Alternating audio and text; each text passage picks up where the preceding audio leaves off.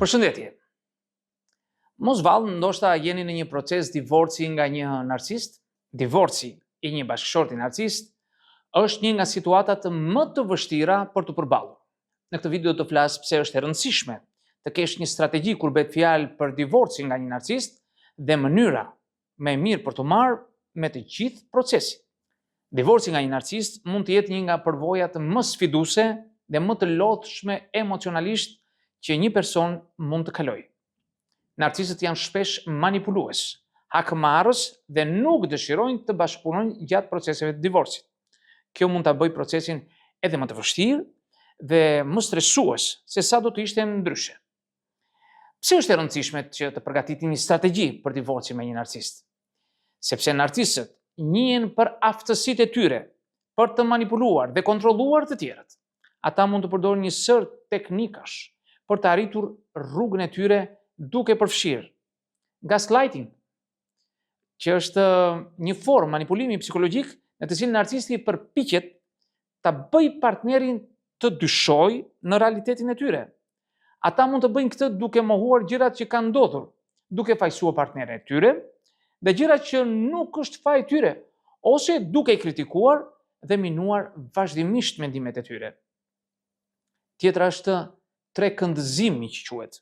Trekëndëzimi është një taktik në të cilën narcisti përpiqet të përfshijë njerëz të tjerë në konflikt. Ata mund ta bëjnë këtë duke bërë thashë theme për partnerin e tyre, me të tjerët duke folur me fëmijët e tyre për divorcin, apo dhe duke filluar marrëdhënie të reja për ta bërë partnerin që të ndihet xhelos. Hovering. Kjo është një taktik në të cilën narcisti përpiqet të rifitojë partnerin e tij pasi ai e ka lënë.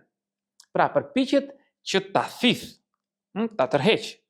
Ata mund të bëjnë këtë duke i mbushur me dashuri, me lajka, duke u premtuar se do të ndryshojë ose edhe duke kërcënuar.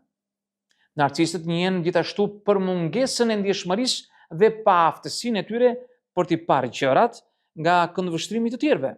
Ata mund të mos jenë të gatshëm të bëjnë kompromis ose të bëjnë ndonjë lëshim. Dhe nëse kjo do të thotë se procesi i divorcit është i zgjatur edhe i kushtueshëm. Duke përgatitur një strategji për divorcin tuaj, ju mund të mbrojeni nga taktikat manipuluese të narcistëve dhe të rrisni shanset, ose ndryshe mundësitë tuaja për të marrë një zgjidhje të drejtë. Po si ta përgatisni këtë strategji për divorcin nga një narcist? Hapi i parë në përgatitjen e një strategjie për divorcin nga një narcist është mbledhja e informacionit.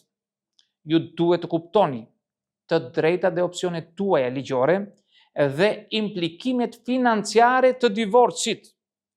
Ju gjithashtu duhet të filloni mbledhjen e dokumentacionit të pasurive, borxheve dhe të ardhurave tuaja.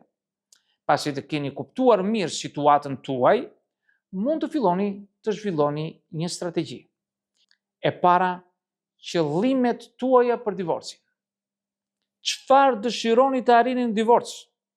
Dëshironi të ruani kujdestarinë kryesore të fëmijëve tuaj? Dëshironi shtëpinë bashkëshortore? Dëshironi alimentacion apo mbështetje për fëmijët? Pasi të dini qëllimet tuaja, mund të filloni të zhvilloni një plan për t'i arritur ato. E dyta, qëllimet e bashkëshortit tuaj për divorcin. Çfarë mendoni se dëshiron të arrijë bashkëshorti juaj në divorc? A janë ata të interesuar për kujdesin e përbashkët të fëmijëve? A duan të mbajnë shtëpinë bashkëshortore? A duan të paguajnë ushqimin apo mbështetjen për fëmijët? Pasi të kuptoni qëllimet e bashkëshortit tuaj, mund të filloni të zhvilloni një strategji për t'i kundërshtuar ato. E treta, pikat tuaja të forta dhe të dobta. Cilat janë pikat tuaja të forta dhe të dobta në procesin e negociatave? A jeni në gjendje të qëndroni të qetë nën presion? Pasi të njihni pikat tuaja të forta dhe të dobta, mund të filloni të zhvilloni një strategji, të luani me pikat tuaja të forta dhe të minimizoni dobësitë tuaja. E katërta, pikat e forta dhe të dobta të bashkëshortit tuaj. Cilat janë pikat e forta dhe të dobta të bashkëshortit tuaj në procesin e negociatave? A janë ata të mirë në manipulimin e të tjerëve? A kanë ata një histori akmarrëse? Pasi të njihni pikat e forta dhe të dobta të bashkëshortit, mund të filloni të zhvilloni një strategji për t'i luftuar ato. Në vazhdim do t'jap edhe disa këshilla shtesë për divorcin nga një narcist. E para, mos negocioni drejt për drejt me bashkëshortin tuaj. Narcistët shpesh janë të aftë për të manipuluar dhe kontrolluar të tjerët. Nëse negocioni drejt për drejt me bashkëshortin tuaj, ai ka të ngjarë të përpiqet të përfitojë nga ju. Në vend të kësaj, punësoni një avokat me përvojë divorci për t'ju përfaqësuar dhe mbrojtur interesat tuaja. E dyta, dokumentoni gjithçka. Narcistët njihen për gënjeshtrat dhe mashtrimet e tyre. Është e rëndësishme të dokumentoni gjithçka që ndodh gjatë procesit të divorcit, duke përfshirë të gjitha komunikimet me bashkëshortin tuaj, me avokatin e tyre. Ky dokumentacion do të jetë i dobishëm në rast se ju duhet të shkonin në gjykat. E treta, jini të përgatitur për një proces të gjatë dhe të vështirë. Narcistët shpesh nuk janë të gatshëm të bashkëpunojnë gjatë proceseve të divorcit. Kjo mund ta bëjë procesin të gjatë dhe të vështirë. Të jini të përgatitur për këtë dhe mos hiqni dorë nga qëllimet tuaja. 4. Kujdesuni për veten.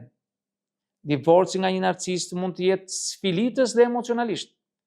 Është e rëndësishme të bëni kujdes për veten tuaj gjatë kësaj kohe të vështirë.